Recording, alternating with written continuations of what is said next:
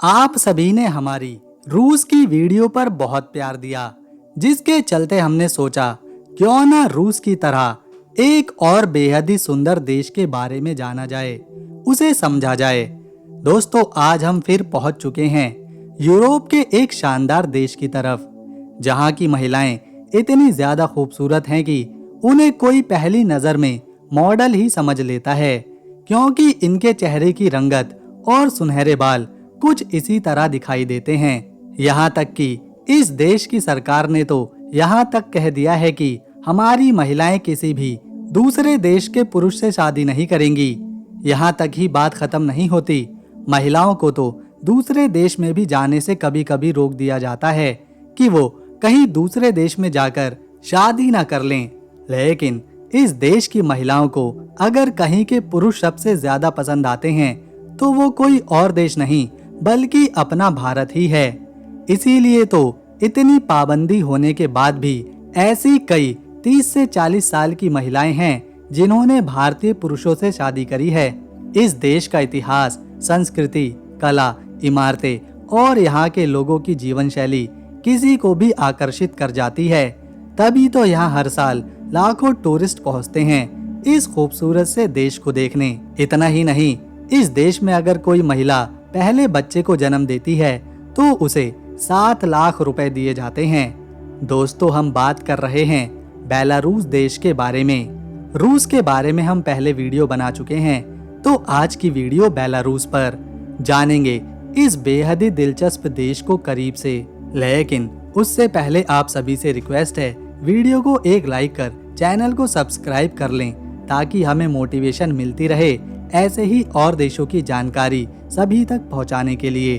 Belarus, जिसे झीलों का देश कहा जाता है क्योंकि यहाँ 2-4 हजार झील नहीं हैं, बल्कि यहाँ 11,000 झीलें मौजूद हैं, जिनमें कुछ छोटी हैं तो कुछ बड़ी हैं। इनमें से 2 झीलें बहुत ही फेमस हैं। पहली तो लेक नराज और दूसरी लेक ओसोविया। ये देश बेलारूस 2,02,600 स्क्वायर किलोमीटर के क्षेत्रफल में फैला हुआ है, जो एरिया के लिहाज से दुनिया का 93वां बड़ा देश है। वहीं अगर इसकी आबादी की बात करें तो यहाँ 90,56,700 लोग रहते हैं। आपको जानकर हैरानी होगी कि बेलारूस में पिछले कुछ दशकों में लोगों ने बच्चों को जन्म देना काफी कम कर दिया है, जिस वजह से यहाँ आबादी बढ़ने की बजाय माइनस में जा रही है। और जो 90,56,000 लोग हैं, उनमें भी लगभग 50 लाख लोग केवल 3 या 4 शहरों में ही रहते हैं। इसके अलावा बहुत से लोग आज भी गांव में रहना पसंद करते हैं। यहाँ का सबसे बड़ा धर्म ईसाई है, जिसे लगभग 71% लोग फॉलो करते हैं, जबकि 28% में ऐसे लोग हैं जो किसी भी धर्म को नहीं मानते, जबकि 0.5% में इस्लाम धर्म को मानने वाले हैं और 0.1% में हिंदू धर्म को मानने वाले हैं। जैसे हमारे देश इंडिया में लगभग हर सब्जी में आलू डाला ही जाता है, आलू की कई तरह की सब्जियां बनाई जाती हैं, ठीक इसी तरह यहाँ बेलारूस में आलू से बनी बहुत सारी डिशेस बनाई जाती हैं। इन लोगों को आलू खाना बहुत ही पसंद है। इतना ही नहीं, 300 तरह के पकवान इस देश में सिर्फ आलू से बनाए जाते हैं। ये है यहाँ की सबसे फेमस डिश द्रानिकी, जिसे आलू को कद्दूकस करके उसमें प्याज और अंडा मिलाकर तैयार किया जाता है। बेलारूस कुछ चुनिंदा उन देशों में से एक है जहां महिलाएं पुरुषों के मुकाबले काफी ज्यादा हैं और ये बहुत ही सुंदर हैं। यहाँ अगर एक तरफ 87 पुरुष खड़े हैं तो दूसरी तरफ 100 महिलाएं होती हैं। और तो और ये नंबर और ज्यादा तब महिलाओं का बढ़ जाता है या फिर बहुत ही ज्यादा बढ़ जाता है जब 65 साल के अनुपात में इन्हें देखा जाता है। आपको जानकर हैरानी होगी कि 60 साल के अगर यहाँ पर 46 आदमी हैं तो दूसरी तरफ 100 महिलाएं हैं। ये नंबर चौंकाने वाला है, जो दिखाता है कि बेलारूस में महिलाओं की संख्या हर उम्र में पुरुषों से कितनी ज्यादा है। ये है बेलारूस का दिल, उसकी धड़कन, यानी राजधानी मिन्स्क। ये शहर पूरे देश की सबसे बड़ी सिटी है, जो आज से 1100 साल पहले बसाई गई थी। ये बेलारूस के बिल्कुल सेंटर में मौजूद है। इसके अलावा इस शहर में देश की 20% आबादी रहती है। यहाँ देश की अहम बिल्डिंग्स, ऑफिसेज, म्यूजियम देखने को मिलते हैं। ये है मिन्स्क टाउन हॉल। ये इमारत 17वीं शताब्दी में बनाई गई थी, लेकिन 1857 में इसे गिरा दिया गया था। फिर से इसे साल 2004 में दोबारा बनाया गया और अब ये टाउन हॉल पुराने टाउन हॉल की निशानी के रूप में देखा जाता है। यहाँ एक टांगा गाड़ी खड़ी है जो रात को सफेद रोशनी से चमकती है। लोग इसके साथ फोटो खिंचवाते हैं क्योंकि ये बहुत ही सुंदर नजर आती है। इसके अलावा कई स्टैचूज भी बने हैं जो 17वीं शताब्दी की याद दिलाते हैं। ये पूरी जगह न्यू ईयर और क्रिसमस पर लाइटों से सजी होती है जो काफी ज्यादा सुंदर लगती है। राजधानी मिन्स्क अपने इतिहास और संस्कृति के लिए काफी मशहूर है, जिसे कई बार तबाह किया गया और फिर से बसाया गया, खासतौर पर सेकेंड वर्ल्ड वॉर के दौरान। उस समय तो शहर का 1/3 हिस्सा खत्म ही हो गया था, लेकिन आज इसे इस तरह से देखकर ऐसा लगता है मानो यहाँ कुछ हुआ ही नहीं था। बेलारूस में जब कोई महिला माँ बनती है तो उसे 85,000 रुपए दिए जाते हैं। और तो और महिला को बच्चे की देखभाल और पढ़ाई के लिए अलग से हर महीने 25,000 रुपए मिलते हैं और ये पैसे जब तक मिलते रहते हैं तब तक 7 लाख रुपए ना हो जाएं। ये काफी अच्छी चीज है। इससे माँ और बच्चे दोनों का भविष्य आर्थिक रूप से काफी मजबूत हो जाता है। इन्हें किसी भी दूसरे पर निर्भर नहीं रहना पड़ता। देखा जाए तो यूरोप के ज्यादातर देशों में महिला और बच्चे को अच्छी खासी रकम दी जाती है, लेकिन हैरानी की बात यह है बेलारूस में पिछले कुछ बीते सालों से जनसंख्या घटती ही जा रही है। ये है बेलारूस का मीर कैस्टल, जो कि लगभग 500 साल यानी के 16वीं शताब्दी में बनाया गया था। ये मौजूद है मीर गांव में। ये इतना ज्यादा सुंदर है, इसका डिजाइन इतना खास है कि मानो ये कोई परियों की कहानियों के दिखाए जाने वाले किलों में से एक है। शुरुआत में यहाँ राजा महाराजा रहते थे। इस किले पर कई बार दूसरे राज्यों ने हमला किया, किले को नुकसान पहुंचाया, पर हर बार राजा यहाँ बसते और इसे फिर से बनाते। आज भी इसकी स्थिति अच्छी है। किले के बाहर एक झील है जहाँ अक्सर लोग तैरते हैं और बोटिंग करते हैं। साथ में एक गार्डन भी है जहाँ लोग आराम करते हैं। आज ये लोगों के लिए एक म्यूजियम है जिसके अंदर उस समय की पेंटिंग्स, फर्नीचर, हथियार देखने को मिलते हैं। इसकी खासियत और इतिहास को देखते हुए यूनेस्को ने इस किले को अपनी हेरिटेज साइट्स में शामिल किया हुआ है। बेलारूस में एक नहीं बल्कि 2 आधिकारिक भाषाएं हैं, पहली बेलारशियन और दूसरी रशियन।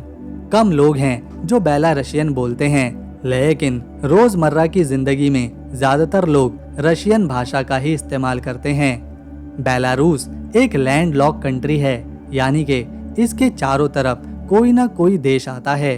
इसका कोई भी कोना समंदर से नहीं लगता। बेलारूस की 40% जमीन पर सिर्फ हरे जंगल और झीलें मौजूद हैं, जिस वजह से इसे यूरोप का फेफड़ा भी कहा जाता है। ये जंगल इतने बड़े और ज्यादा हैं कि यहाँ से निकलने वाली ऑक्सीजन न केवल बेलारूस के लोगों को स्वस्थ रखती है, बल्कि इसके आसपास के देश भी स्वस्थ रहते हैं। बेलारूस के पड़ोसी देशों में कुल 5 देश आते हैं। इसके उत्तर दिशा में लातविया और लिथुआनिया देश है, पूर्व की तरफ रशिया है, पश्चिम की तरफ पोलैंड है और दक्षिण दिशा यूक्रेन के साथ जुड़ी हुई है। अगर हम बेलारूस के इतिहास को देखें तो हमें जाना होगा 9वीं शताब्दी में, जब ये केवल पोलोत्स राज्य के नाम से जाना जाता था। ये उस समय एक प्रमुख राज्य था जहां राजा और रानी अपनी जनता के साथ रहते थे। 13वीं और 14वीं शताब्दी के दौरान बेलारूस का एक बड़ा हिस्सा ग्रैंड डची ऑफ लिथुआनिया में शामिल हुआ। ये एक बड़ा राज्य था जिसमें बेलारूस, लिथुआनिया के साथ साथ दूसरे देश भी थे, लेकिन बेलारूस उनमें सबसे इम्पोर्टेंट था। 13वीं और 14वीं शताब्दी में बेलारूस के लोगों ने खुद को विकसित करना शुरू कर दिया था और अपनी संस्कृति से लोगों को हैरान भी किया। इसके बाद 16वीं शताब्दी में बेलारूस पोलैंड लिथुआनिया कॉमनवेल्थ का पार्ट बना, क्योंकि उस समय पोलैंड और लिथुआनिया एक मजबूत देश थे, जिसके चलते बेलारूस ने अपनी सुरक्षा और विकास के लिए पोलैंड और लिथुआनिया के साथ रहने का फैसला लिया।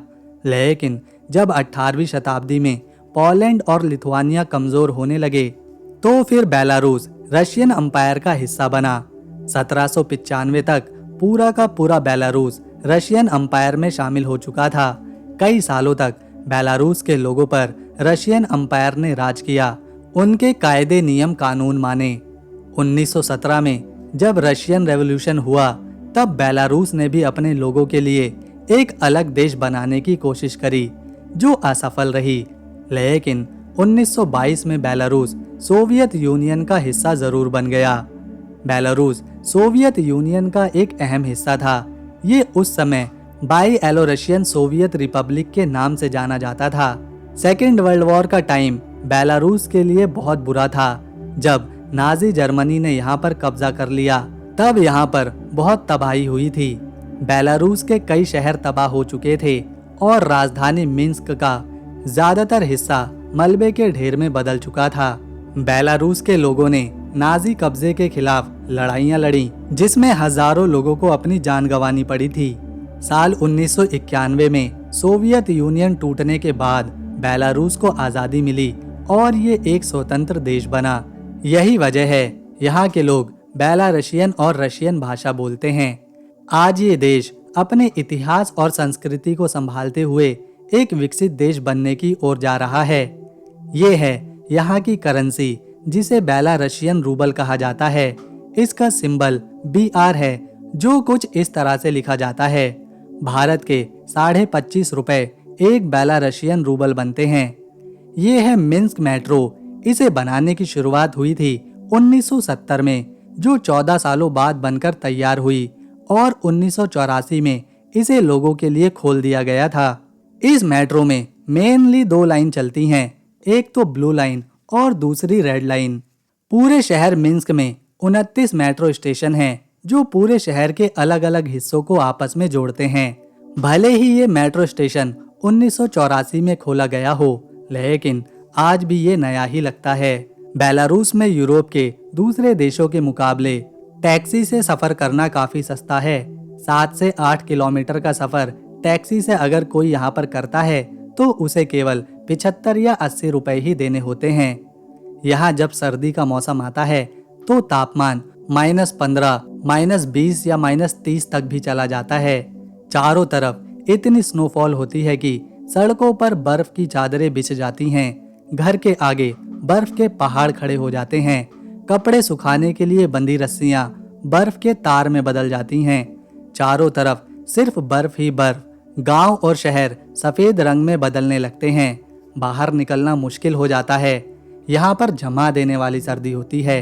इसीलिए जब सर्दी का मौसम खत्म होता है और पतझड़ और गर्मी आती है, तो यहाँ के लोग उसे मानो एक त्योहार की तरह सेलिब्रेट करते हैं। सड़कों पर भीड़ नजर आने लगती है।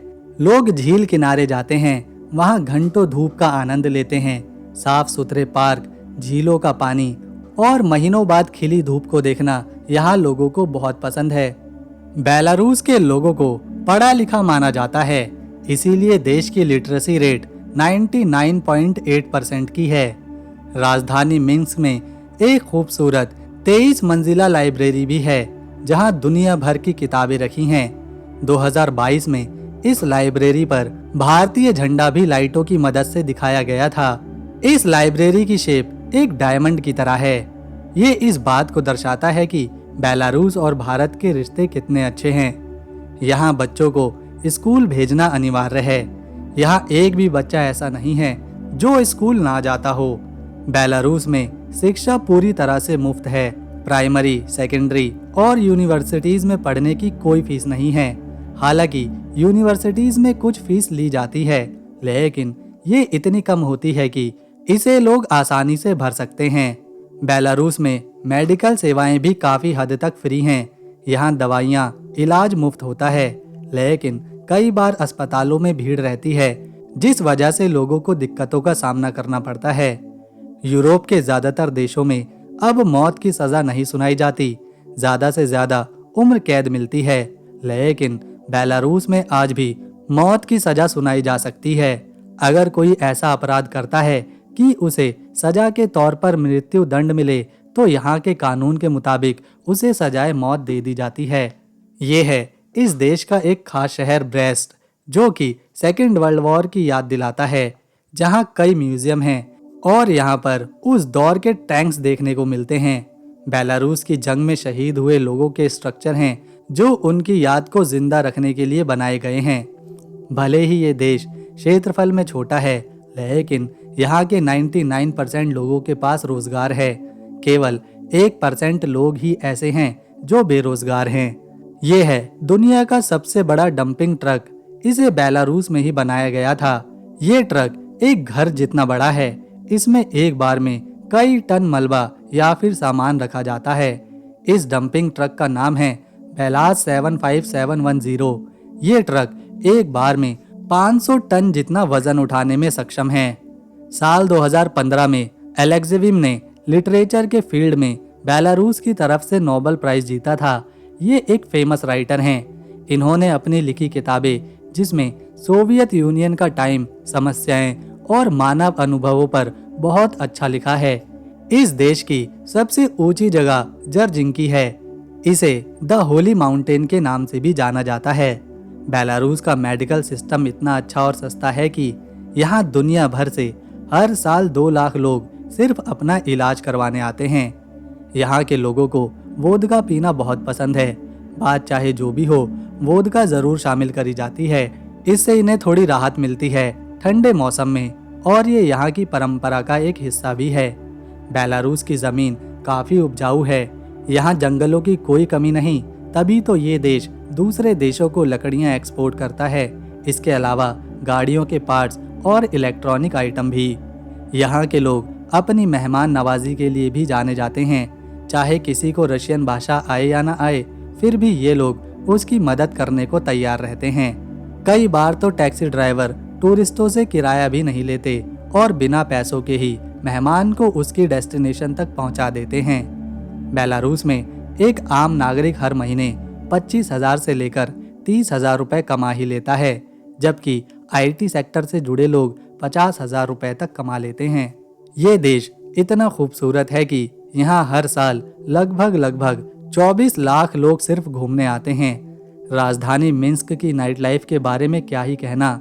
यहाँ लोग वीकेंड्स पर जम के पार्टी करते हैं, दोस्तों से मिलते हैं। सड़कों पर भीड़ देखी जा सकती है। दुकानें भी देर रात तक खुली रहती हैं। ये है राजधानी मिन्स्क की एक फेमस मार्केट, कोमारोस्की। यहाँ पर लोग ताज़े फल, सब्जियाँ, मीट, डेयरी प्रोडक्ट्स, अपनी ज़रूरतों का सामान खरीदने आते हैं। ये मार्केट काफ़ी पुरानी और बड़ी है। तो दोस्तों, अगर आपको बेलारूस देश पसंद आया और इन्फॉर्मेशन अच्छी लगी तो इस वीडियो को एक लाइक दें, शेयर करें और चैनल को सब्सक्राइब कर बेल आइकन ज़रूर दबाएं, ताकि आने वाली नई वीडियो की अपडेट आपको मिलती रहे। हम मिलेंगे नेक्स्ट वीडियो में। तब तक के लिए नमस्कार। अपना ख्याल रखें।